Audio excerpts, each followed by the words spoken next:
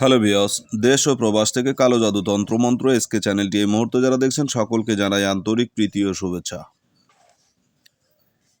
দেশ ও দেশের বাহির থেকে কালো জাদু তন্ত্রমন্ত্র এসকে চ্যানেলটি যারা দেখছেন, ভিডিওর শুরুতে জাতিগতভাবে প্রত্যেকটা মমিন মুসলমান ভাই বোনদেরকে জানাই সালাম, আসসালামু আলাইকুম। হিন্দু দাদা দিদির প্রতি আদাব বা নমস্কার, অন্যান্য সকল ধর্মের প্রতি আন্তরিক ভালোবাসা। তো ভিডিওর শুরুতেই একটি কথা আমি বলতে চাই, যারা বশীকরণ করার ইচ্ছুক বা বশীকরণ করতে চান বা তন্ত্রবিদ্যায় যারা কাজ করতে চান কিন্তু সফল হন না, তাদের উদ্দেশ্যে আমি কিছু কথা বলবো। সর্বপ্রথম তাদের উদ্দেশ্যে কিছু কথা বলবো। কেন আপনি কাজ করলে কাজ হয় না, আর আপনি কি নিয়মে কাজ করলে কাজ হবে, এই বিষয়টা নিয়ে আলোচনা করব, যাতে করে আপনারা খুব সহজেই বশীকরণ ক্রিয়াগুলো আপনারা সম্পূর্ণ করতে পারেন। এখন অধিকাংশ লোক আছে যারা বশীকরণ ক্রিয়াটি করতে পারে না, আসলে এটা কিভাবে করতে হয় এটাই বুঝেন না, যার কারণে আপনি যতবারই কাজ করছেন আপনার কাজগুলো মিস হয়ে যাচ্ছে, মানে আপনার কাজ হচ্ছে না। এখন কাজ হচ্ছে না বেধায় আপনি বারবার একটার পর একটা আপনি চিন্তা ভাবনা এবং মনের ভিতরে একটা জেদ এসে যাচ্ছে যে আরে আমি কাজ করলে কাজ হয় না কেন, না এই কাজটাই হয় না, কোনটা। তো সর্বোপরি যে বিষয়টা আপনাদেরকে মাথায় রাখতে হবে, গুরুত্বপূর্ণ বিষয়টা হচ্ছে নিয়ম।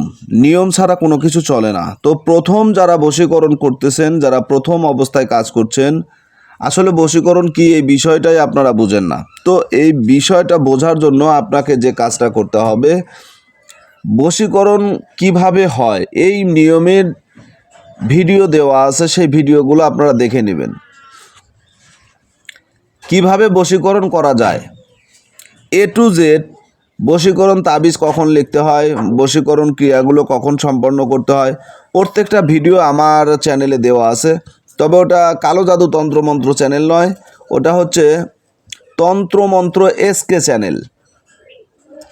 আপনারা এমন কোনো ভিডিও নাই যে ওই চ্যানেলে আপনারা পাবেন না, ঠিক আছে।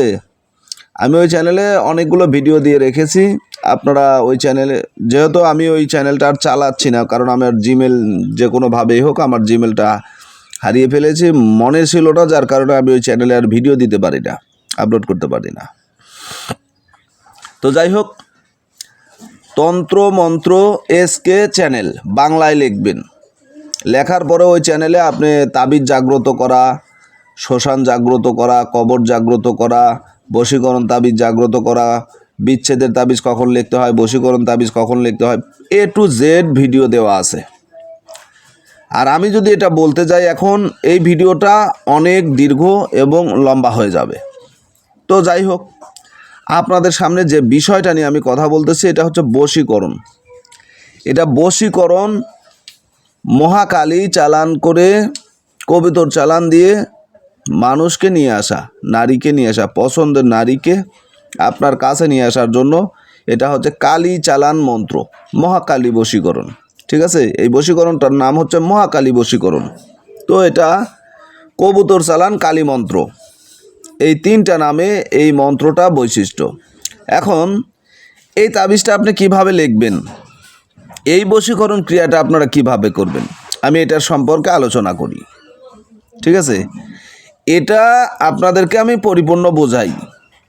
যারা বলেন বশীকরণ করতে জানি না, একটা কাজ করবেন, আপনি এই কাজটা করার পূর্বে 7টা দিন মিথ্যা বলা বন্ধ করে দেন, নামাজের পাবন্দি করেন।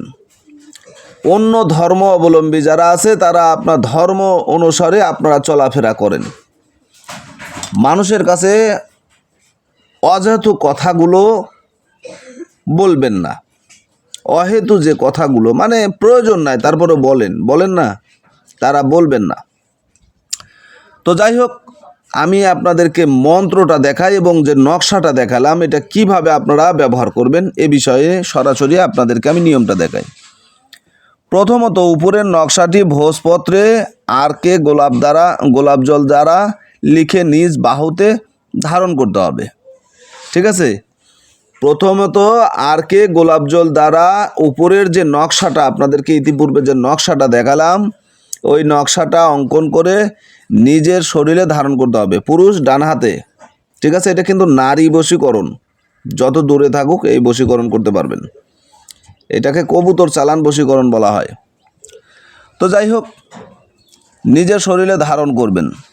এরপরে নকশার নিচে অবশ্যই মাসুকের নাম এবং তার মাতার নাম কিন্তু লিখতে হবে।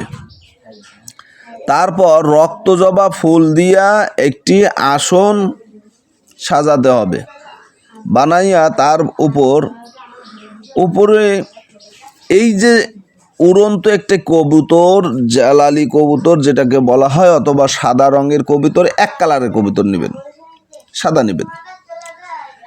একটি উড়ন্ত কবুতর নিয়ে সেই কবুতরের ওই আসনে বসে কালীর থানের যে সিঁদুর রয়েছে, এই সিঁদুর এই মন্ত্রতে অভিমন্ত্রিত করে আপনাকে ওই কবুতরের কপালে দিয়ে ছেড়ে দিতে হবে।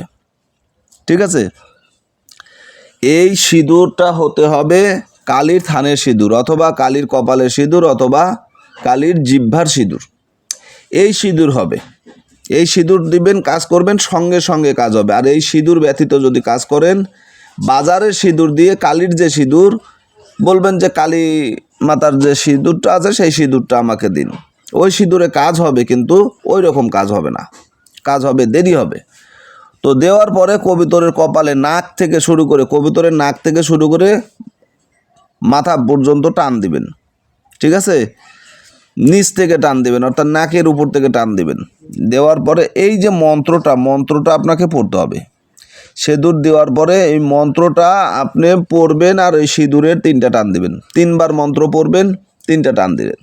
এরপরে 7 বার এই মন্ত্র পড়ে কবুতরকে ফুঁক দিয়ে অমুকের কন্যা অমুকের ঘর থেকে তাকে বের করে আন। ঠিক আছে, অমুকের কন্যা অমুককে ঘর থেকে বের করে আমার কাছে আন। যদি না আনিস, কামাখ্যা চণ্ডী মায়ের মাথা খা, কামাখ্যা চণ্ডী মায়ের মাথা খা। 3 বার বলবেন, 3টা তুড়ি দিবেন, কবুতরটাকে ছেড়ে দিবেন। কবুতরটা উড়ে যখন ওই মেয়ের ঘরের চালে পড়বে, ছাদে পড়বে, ওই মেয়ে দুনিয়ার কোনো কথাবার্তা না মেনে আপনার কাছে চলে আসবে। এটাকে কালী সাধন কবুতর চালান মন্ত্র বলা হয়। অত্যন্ত পাওয়ারফুল, অত্যন্ত মানে শক্তিশালী। তবে যারা সাধক তাদের জন্য খুব সহজে হয়, যারা সাধারণ মানুষ তাদের কাজ করতে একটু কষ্ট হয়। কারণ হুট করেই তো সব কিছু সম্ভব না, সব কিছু অর্জন করা এত সম্ভব না। আপনি যদি মনে করেন যে একজন প্লেন চালাচ্ছে, আমি একজন প্লেন চালাবো, কিন্তু আপনি প্রকৃত ভ্যান চালান। আপনার প্রাইভেট কার যদি দেওয়া যায়, মোটর সাইকেল যদি দেওয়া যায়, আপনি অ্যাক্সিডেন্ট করবেন, কিন্তু আপনি প্লেন চালানোর স্বপ্ন দেখতেছেন, হবে না। শিখতে হবে, যোগ্যতা অর্জন করতে হবে। আশা করি বুঝতে পেরেছেন। ভালো থাকুন, সুস্থ থাকুন। মানুষের দোষ দেওয়া বন্ধ করুন, নিজের দোষটাকে ধরার চেষ্টা করুন, মানুষের ভালো দিকগুলো প্রকাশ করুন। যদি কারো ভিতরে অন্যায়, যদি আপনার মনে হয় যে এই লোকটা অন্যায় করেছে বা এই লোকটা খারাপ করেছে, গোপন করেন। আল্লাহ আপনার ওর চাইতে বড় 70টা অপরাধকে গোপন করবে মানুষের অন্তর থেকে। তো যাই হোক, ভালো থাকুন, সুস্থ থাকুন। সকলের সুস্বাস্থ্য দীর্ঘায়ু কামনা করে কালো জাদু তন্ত্রমন্ত্র এসকে চ্যানেল থেকে আমি তান্ত্রিক গুরু SM সুলতান মাহমুদ আজকের মতো বিদায় নিলাম। আল্লাহ হাফেজ।